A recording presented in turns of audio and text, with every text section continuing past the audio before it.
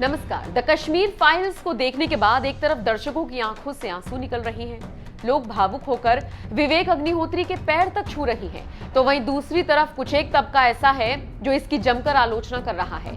ऐसे ही एक मौलाना है जिनका नाम है फारूक जम्मू कश्मीर के राजौरी जिले की जामिया मस्जिद के मौलाना है। हाल ही में मौलवी फारूक का एक बयान सामने आया था जिसमें उसने द कश्मीर फाइल्स को लेकर बेहद विवादित टिप्पणी की थी। साथ ही इस फिल्म को तुरंत बैन करने की मांग तक कर डाली थी। जब से मौलवी का यह बयान सामने आया तभी से वो आलोचना का शिकार हो रहे थे।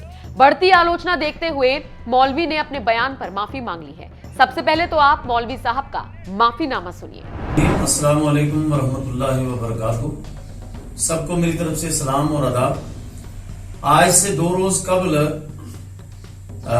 जुमे के खुतबे में मौजूदा हुकूमत से हमने जो एक कश्मीर फाइल्स नाम से एक मूवी बनाई गई जिसमें हमारे कश्मीरी पंडित भाइयों के ऊपर जुल्म दिखाया गया, उस सिलसिले में हमने एक मौजूदा हुकूमत से एक मुतालबा किया था कि ये इस तरह की फिल्में समाज में इंतशार का सबब होती हैं और ये इसमें एक रुख दिखाया गया है।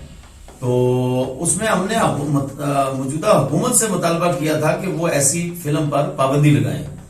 हमारा ना किसी मजहब से ना किसी तबके को टारगेट करना है, बल्कि मैं तो ये कहता हूं कि कश्मीरी पंडित हमारी जम्मू कश्मीर की शान है, आन है, बान है और उनके बगैर जम्मू कश्मीर जो है वो अधूरा है। और मेरे बयान को शायद किसी के समझने में या उसके क्योंकि पूरी तकरीर उसमें दिखाई नहीं गई, तो वो किसी ने किसी एक मजहब पर या किसी जात से कोई उसका ताल्लुक नहीं, वो मेरा हुकूमत से इस बात का मुतालबा था। और उसके बावजूद अगर कोई किसी को जुमला मेरा किसी की समझ में ना आया हो तो मैं एक वसीउल कल्ब आदमी हूं, तो किसी को ठेस पहुंची हो तो मैं उसके लिए माजरत खाऊं। मेरा किसी मजहब से कोई ताल्लुक कहने का मतलब नहीं है। मेरा हुकूमत से ये मुतालबा है कि ऐसी फिल्में जो हैं वो रिलीज नहीं होनी चाहिए। इससे मुल्क में बदअमनी होती है, नफरतें बढ़ती हैं। बाकी कश्मीरी पंडित जो है वो हमारे भाई हैं, वो हमारी शान है, वो कश्मीर उनके बगैर अधूरा है। तो लिहाजा कोई भी ऐसी बात नहीं है। हम लोग तो अमन का ही पैगाम देते हैं, अमन की दावत देते हैं। समझ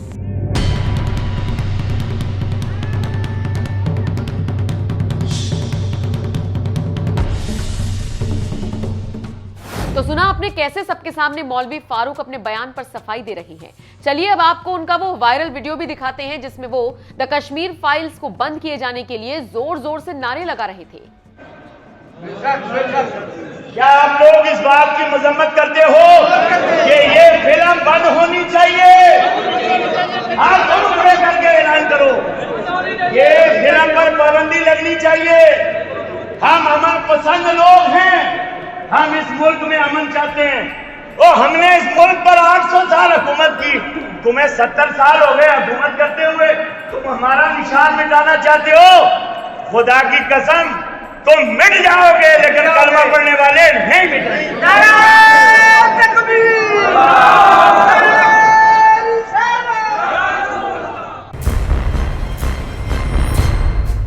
इसके अलावा मौलवी फारूक ने यह भी कहा था 32 साल बाद एक फिल्म बनाकर दीवार खड़ी करने की कोशिश हो रही है। कश्मीर फाइल्स पर रोक लगनी चाहिए। हिंदुस्तान में मुसलमानों के पहचान को मिटाने की कोशिश की जा रही है। कश्मीरी मुसलमानों के दर्द को नजरअंदाज किया गया है। कश्मीरी मुस्लिमों के दुख दर्द को भुला दिया गया है। हजारों मुस्लिम मारे गए, उनकी चर्चा ही नहीं है, लेकिन समाज को बांटने के लिए आज एक फिल्म बना दी गई है। मौलवी फारूक ने कहा था, हमने इस मुल्क पर 800 सालों तक शासन किया, इन लोगों ने 70 साल शासन किया। हमारी पहचान को मिटा पाना मुमकिन नहीं है। 32 साल के बाद उन्हें कश्मीरी पंडितों का खून नजर आया, लेकिन 32 साल में कितने ही मुस्लिम मारे गए, औरतें बेवा हो गई, घर उजड़ गए, लेकिन उन्हें मुसलमानों का खून नजर नहीं आया क्योंकि वो कलमा पढ़ने वालों का खून था। पूरे हिंदुस्तान में दहशत फैलाने की कोशिश की जा रही है। हजारों कश्मीरी मुसलमान मारे गए, लेकिन उन्हें इनका दर्द नजर नहीं आया। बहरहाल जिस तरह से मौलाना ने ये भड़काऊ भाषण दिया, उस पर उसने जल्द ही यू टर्न लेते हुए माफी मांग ली। आपका इस खबर पर क्या कहना है? कमेंट करके अपनी राय हमें जरूर दें। राजौरी से अमित शर्मा की रिपोर्ट। क्या आप लोग इस बात की मजम्मत करते हो कि ये फिल्म बंद होनी चाहिए? आप दोनों खड़े करके लगनी चाहिए। हम अमन पसंद लोग हैं, हम इस मुल्क में अमन चाहते हैं। और हमने इस मुल्क पर 800 साल हुकूमत की, तुम्हें 70 साल हो गए हुकूमत करते हुए, तुम हमारा निशान मिटाना चाहते हो। खुदा की कसम तुम मिट जाओगे, लेकिन कलमा पढ़ने वाले नहीं मिटेंगे।